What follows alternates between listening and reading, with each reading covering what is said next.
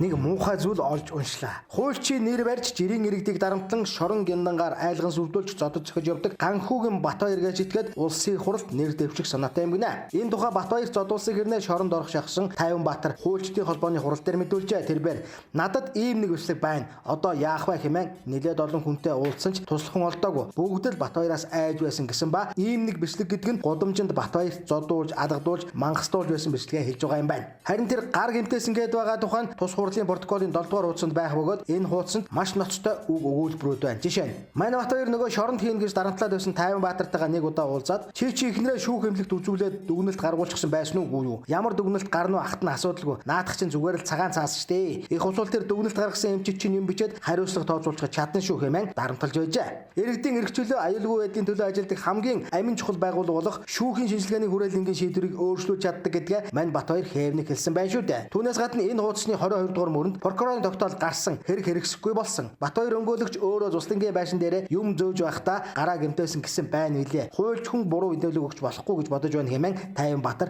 мэдүүлжээ.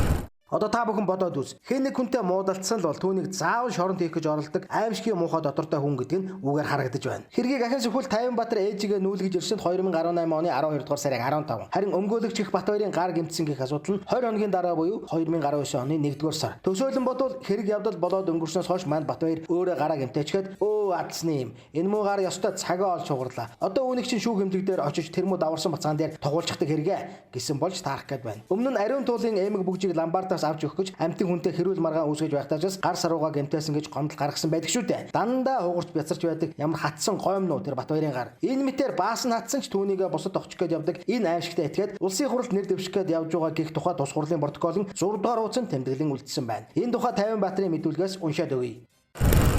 Одоо нөгөө шавнгээд байгаа тэр нүтэл манай багш чинь угаасаа шоу чинь штэ. Угаасаа ойлгомжтой болсон хэрэг дээр хүн амтны анхаарал татсан уул ус тийм эргүүдээр явж байдаг. Сонгуульд өрсөлдөөд унсан юм. Одоо дахиад сонгуульд гарах гээд хүн амтнаас новширч мөнгө олцоход үнгүй эргүүдээр орж нэр хүндээ өсгдөг гэж хэлсэн хэмээжээ. Ахин нэг бодоод үз. Хөгжлийн бэрхшээлтэй хүүхдүүдийг доромжилж хүчиндэгч багш нарыг нь өмгөөлөхдөө бэлэг их өгснэг бэлгийн дарамт гэж ойлгоод байгаамаа хэмээн телевизийн дэлгэцээр донгосож байсан хүнээс шударгаас чин сэтгэл гарах уу? Энэ л хамгийн аимшигтай байгаа юм. Тэрээр улсын хуралд нэр дэвшихийн тулд ноён уул болоод бусад уйлаантай хэрэгүүд рүү орсон байх нь. Замдаа тохиолдсон зарим саадыг арилгуулахын тулд ч юм уу хурц нарын өмгөөлөгчөөр ажиллаж эдний хэрэг хэрэгсэхгүй болох ёстой хэмээн ярьж явсан байх нь. Шүүхийн шинжилгээний хүрээлэнгийн дүгнэлтийг өөрийнх нь талд хүссэнээрээ гаргуулдаг. Өөрт нь зодуулсан хүнийхийг хүчингү болгуулж чаддаг. Хүссэн үедээ гар хөлөө гэмтээж бусд тохиж чаддаг. Хуулийн нэр барьсан ийм хүн хууль тогтоох дээд байгууллага руу санаархаж явна гэд бодоод үз. Үүнээс илүү аюул гэж байх уу?